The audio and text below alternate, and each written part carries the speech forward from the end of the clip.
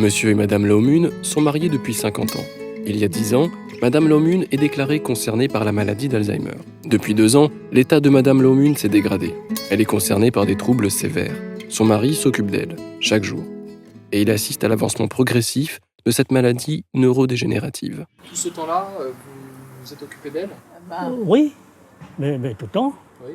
Oui, mais là maintenant, quand je devient de plus en plus difficile, c'est-à-dire, maintenant, ce qui faut manger, tout d'un coup, elle ne mange plus, elle ne sait plus avaler. Alors, comment vous débrouillez? Si, il y a l'orthophoniste. L'orthophoniste, il vient, il fait un peu comme ça, mais la question, c'est pas ça. Comment lui faire ouvrir la bouche? Elle ne veut pas ouvrir la bouche, comment faire? Vous savez bien, non. Bon, cette maladie-là, une autre large aussi. Là, il pèse 57 kilos. Si on a descendu avant, il pèse 60 kilos, 70, 65 kilos. Et maintenant, s'il descend à 57, s'il descend plus, mais pour remonter, c'est pas facile. La maladie d'Alzheimer peut également provoquer des troubles du comportement, une dépendance qui exige une vigilance permanente de Monsieur Laumune.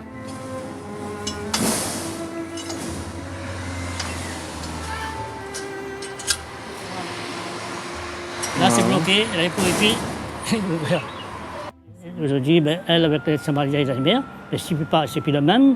Et les circonstances qu'avant, parce qu'elle ne connaît plus rien, parce qu'elle les a fait plusieurs fois. Elle pense sa main pour le camp. Bon, elle ne connaît plus retourner.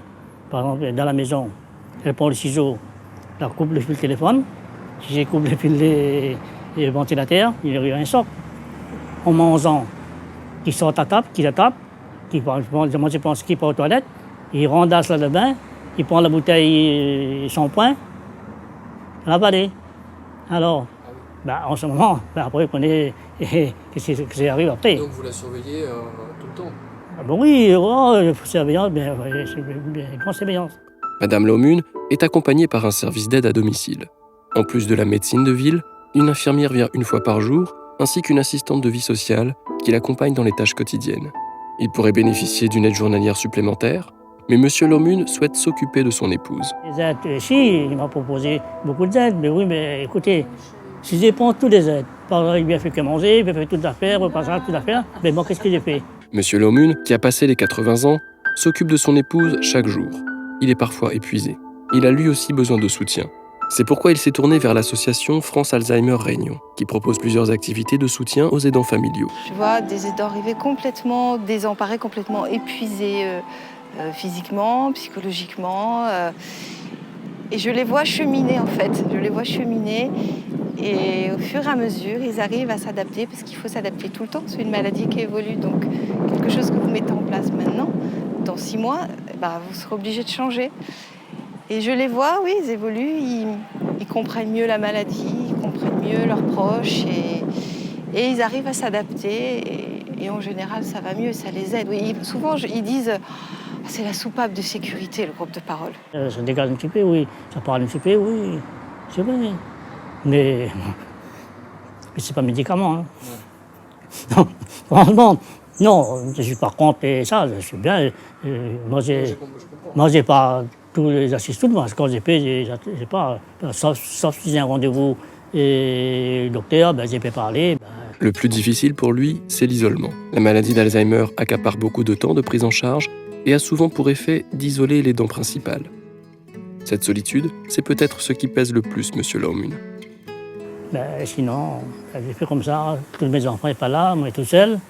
Je dois dire comme compagnie, il y a Madame Saman, il vient là de temps en temps comme ça. La famille ou vos amis s'éloignent doucement, parce que, je sais pas, la maladie leur fait peur. Je vous ai dit tout à l'heure que la personne change de personnalité.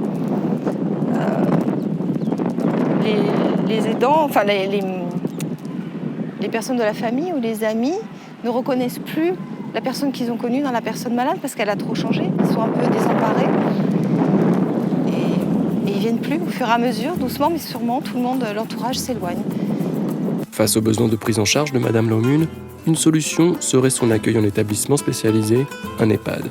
Mais en dépit des difficultés, Monsieur Laumune a bien l'intention de s'occuper de son épouse jusqu'au bout. Aujourd'hui, le docteur m'a dirigé, par exemple, et déjà fait une place et pour elle, pas de pas comme ça. Mais oui, moi je pensais, mais pour l'instant, je peux les soutenir encore un peu. Bon, j'essaie de faire. C'est pas facile de demander de l'aide, c'est culpabilisant aussi de se dire par exemple là j'y arrive plus, vraiment j'ai fait tout ce que je pouvais, je suis au bout de mes ressources, il faudrait peut-être que j'envisage de placer la personne dont je m'occupe par exemple en EHPAD. C'est très culpabilisant. Donc tout ça fait qu'il continue. C'est un bonhomme que j'admire. Franchement, je l'admire. Pour tout ce qu'il fait pour madame, quoi. Du matin au soir, la nuit. Bon, quelquefois, il arrive qu'il m'appelle au secours aussi. Il n'a personne à appeler. Il m'appelle. Si je ne suis pas occupée, j'arrive. Je viens.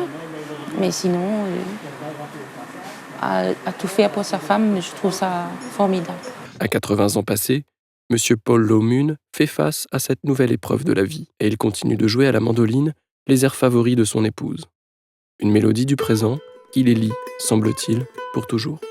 O que será que andam suspirando pelas alcovas, que andam sussurrando em versos e trovas, que andam combinando no breu das tocas, que anda nas cabeças, anda nas bocas.